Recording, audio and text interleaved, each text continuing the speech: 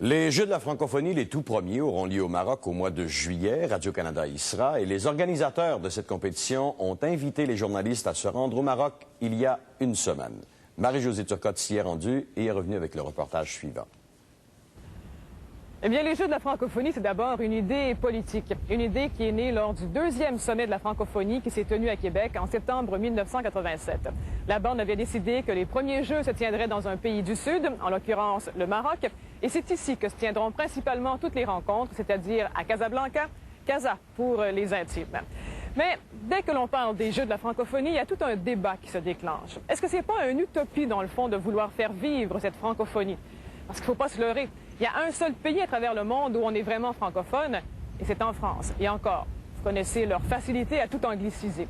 Ce qui veut donc dire que sur les 42 pays qui potentiellement peuvent participer aux Jeux de la francophonie, 41 ont au moins une autre langue que le français. Donc, le français ne devient pas nécessairement un critère de sélection pour participer aux Jeux de la francophonie.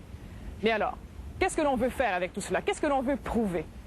Bien, le but des Jeux de la francophonie est double. Il y a deux buts. Il y a un double volet. D'abord, le volet sportif a pour but de vulgariser davantage la francophonie à travers le sport, une langue commune, pour faire en sorte qu'on puisse rendre plus populaire la francophonie comme telle. Le volet culturel, lui, est vraiment la mise en valeur de notre art, de tout ce que nous partageons et de tout ce qui est de plus intime du côté des francophones. Mais essentiellement, ce qu'on cherche à faire, c'est la promotion de la langue française. C'est pas des jeux que pour les francophones, mais au contraire, on cherche à rejoindre les peuples du monde entier qui ont en commun l'usage de la langue française à l'intérieur de leur pays pour qu'ensemble, nous puissions célébrer cette langue et chercher à la propager.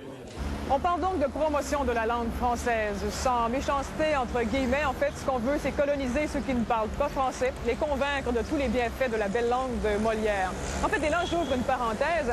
Il y en a une autre raison, peut-être non officielle, et que personne au comité organisateur canadien ne veut confirmer. C'est que dans le fond, si on tient tant aux Jeux de la francophonie, c'est pour venir consolider ici des liens économiques avec le continent africain. Et je ferme la parenthèse. Mais là, quand on parle des Jeux de la francophonie également, bien, on n'en est pas à une contradiction près. Ces premiers Jeux de la francophonie se tiendront dans un pays, le Maroc, où il n'y a que 30% des gens qui parlent français, où la langue officielle est l'arabe et où on est en pleine arabisation. En ce moment déjà, le système scolaire primaire se fait en arabe. Dans quelques années également, l'école secondaire se fera en arabe. Mais face à tout ça, les organisateurs ne voient aucun problème. C'est vrai, le Maroc est un pays arabe, comme d'autres Africains qui ont une autre langue. Comme au Canada, il y a des anglophones et des francophones. Mais bien au contraire, ça doit être un élément supplémentaire d'encouragement aux autres pour dire que la francophonie, ce n'est pas un phénomène de colonisation linguistique ou culturelle, mais c'est un phénomène de rassemblement des peuples en respectant leurs différences. Eh bien, tout cela, ce sont plutôt des discussions philosophiques entre organisateurs. Ces chers organisateurs qui ont peut-être oublié une chose assez importante, c'est de mieux publiciser ces Jeux de la francophonie. Parce que jusqu'à maintenant, il n'y a pas vraiment grand monde qui en a entendu parler. Chez nous, on connaît plus les Jeux de la francophonie à cause de la controverse que ça a créée. Maintenant, c'est réglé. Il y aura une délégation canadienne avec 3 composantes, c'est-à-dire une composante néo-brunswickoise, une québécoise et une canadienne. Du côté de la France, à part les journalistes, il n'y a pas grand monde qui connaît l'existence de ces Jeux. Et ici même au Maroc, à peine à 1 mois de l'ouverture des Jeux, quand on demande aux gens s'ils connaissent les Jeux de la francophonie, on a des réponses un peu spéciales. Les Jeux de la francophonie? Enfin, j'ai pas une idée sur les Jeux de la francophonie. Les Jeux de la francophonie, est-ce que ça vous dit quelque chose? Non, pas du tout. Et vous, est-ce que ça vous dit quelque chose, les Jeux de la francophonie? Non. On n'a pas entendu parler, quoi. Non, c'est quoi? Les Jeux de la francophonie, est-ce que ça vous dit quelque chose? Ah oui, les Jeux de francophonie. J'en ai entendu parler à la télé, mais je ne sais pas. Je crois que c'est des jeux organisés entre... sont des jeux de... Les pays qui parlent franc. Oui, ça va se passer au Maroc?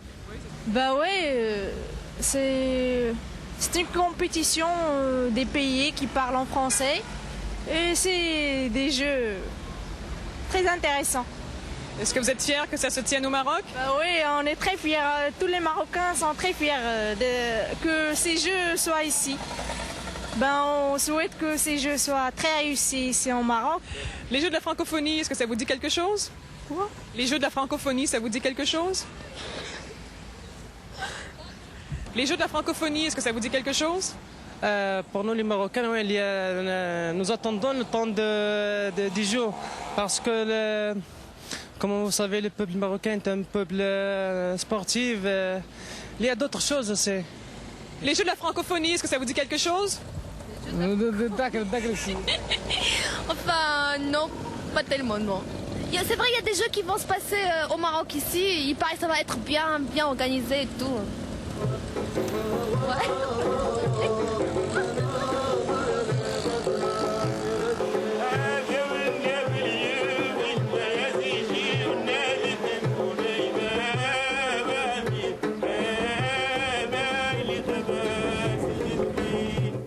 Et bien même si jusqu'à maintenant l'existence des Jeux de la francophonie qui se tiendront au Maroc au mois de juillet n'est pas très connue, soyez rassurés. Le chef du pays, le roi Hassan II, a confirmé qu'il fera tout son possible, tout en son pouvoir, ce qui n'est pas peu dire, pour que ces Jeux soient une réussite. Il est clair que cette première édition se doit de donner le ton. Le roi Hassan II est convaincu que le succès de cette première influencera l'avenir des Jeux de la francophonie. Mais déjà, on parle d'un succès. Un succès au niveau participatif, puisque 37 pays se sont inscrits et on est presque assuré d'aller en chercher 3 autres, soit le Laos, le Vietnam et Haïti. Parce qu'en ce moment, la France et le Canada travaillent d'arrache-pied pour que ces 3 pays se joignent à la grande fête francophone, ici même au Maroc, à Casablanca. Donc, en ce moment, on parle de 40 pays qui participeraient sur une possibilité de 42. Si cela, ce n'est pas un succès, je ne sais pas comment est-ce qu'on peut appeler ça. Et tous ces participants, eh bien, ils vont se rencontrer dans un volet culturel d'abord, mais aussi un volet sportif où il y aura 4 disciplines. Et peut-on penser à des Jeux en Afrique sans football? Sûrement pas. De plus, pour nous, cette compétition sera des plus intéressantes à suivre puisque, favorisé par le tirage au sort, le Canada a d'excellentes chances de se rendre à la ronde des médailles. Mais en plus du football, on pourra voir du basketball féminin, du judo et également de l'athlétisme. Et bien sûr, on veut faire de cette compétition une rencontre de haut niveau, une rencontre respectée et respectable. Mais ça ne sera pas facile. D'abord, si on regarde du côté football, il y a encore quelques équipes qui sont impliquées dans le tournoi préliminaire pour la Coupe du Monde. Et côté africain, au mois de juillet, les meilleures équipes seront impliquées, elles, dans la Coupe d'Afrique des Nations. Donc, tous ces pays n'enverront pas ici à Casablanca leur équipe A, leur meilleure équipe nationale, mais plutôt une équipe B ou encore une équipe junior. Et vous le savez très bien, l'Europe, durant l'été, attire tous les grands de l'athlétisme avec son circuit Grand Prix. Donc, la participation de l'élite ici à Casablanca dépendra finalement de la volonté de chacun des gouvernements et de la volonté de chacune des fédérations. Enverra-t-on, n'enverra-t-on pas les meilleurs ici à Casablanca? Telle est donc la grande question. Mais en tout cas, du côté marocain, c'est sûr, ils sont obligés. Les meilleurs Marocains seront présents. Une autre chose est assurée. Les sites de compétition sont prêts et n'attendent plus que les athlètes. Et il faut aussi savoir que le Maroc possède l'infrastructure nécessaire pour recevoir cette rencontre internationale. Il possède l'équipement adéquat, mais surtout l'expertise. Les Marocains ont déjà tenu plusieurs compétitions de prestige. Les Jeux méditerranéens en 1983, 2500 athlètes de 16 pays. Les Jeux panarabes en 1985, 2500 athlètes, 20 pays. Les championnats du monde junior de cyclisme en 1986, 500 participants de 40 pays. Et pour la première édition des Jeux de la francophonie, on parle d'environ 2000 athlètes d'une quarantaine de pays. Et là-bas, on sera prêt. À un peu plus d'1 mois de l'ouverture des Jeux, déjà on est en train d'ériger les estrades nécessaires à la cérémonie d'ouverture. Une cérémonie qui sera grandiose puisqu'elle marquera également le 60e anniversaire de naissance du roi Hassan II. Un chorégraphe roumain, d'ailleurs, a été retenu pour coordonner le spectacle qui regroupera de 9 à 10 000 jeunes. Et ces Jeux, maintenant, combien coûteront-ils? Eh bien, rassurez-vous, depuis le début, il est question d'un budget modeste. Bien sûr, on devra revérifier tout ça à la fin des Jeux, mais à l'heure où on se parle, il est question d'un budget de 10 millions de dollars.